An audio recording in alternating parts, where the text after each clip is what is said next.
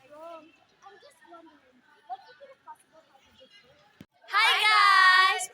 So, have you been wondering how to measure a height of a building using a clinometer? So, for today's video, we are going to dive in about measuring the height of a clinometer in this building.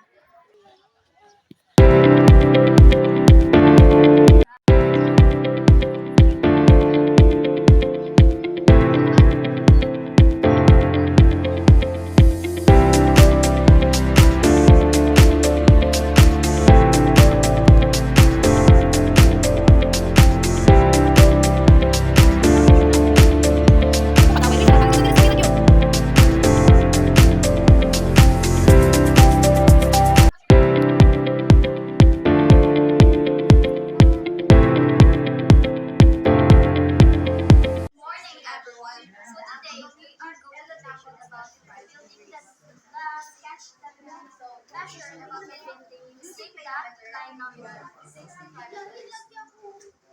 So this is a recent party. So our given is D is equals to 456 inches. Our H is equals to 54 inches and our angle theta is equals to 35 degrees. Our requirements, our H is equals to 212 plus 54 and our H is equals to 266 inches. Imaginary side. Now this is our solution. Tangent theta find the opposite of their adjacent. Let just find the height of the axis of one current height of the solution. Minus 105 is that of 456 is equals to x. So, given the data, based on If you're not at our support of the data, I got among observer, the patient is of 1,000 Tagalog to reflect the height of the observer.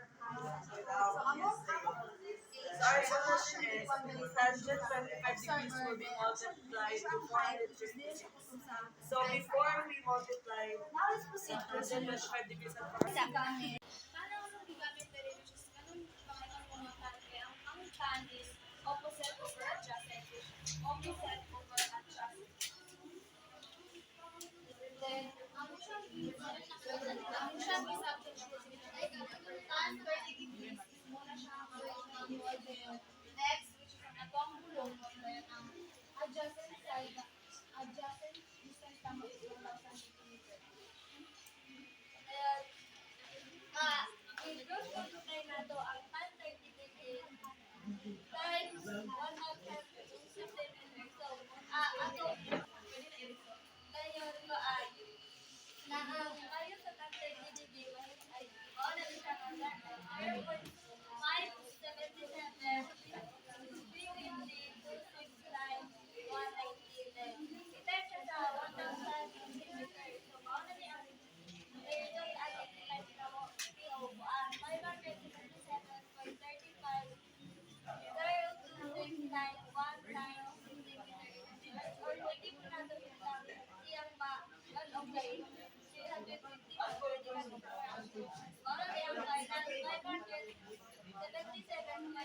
so this is the given. So this is the angle of Finland 30 degrees then the B is equals to 1,000 centimeter and the height is 145 centimeters. So our required nila is x is equals to 577.4 centimeters. Thank you for watching! And we hope that you learned a lot from our video. Thank you, bye!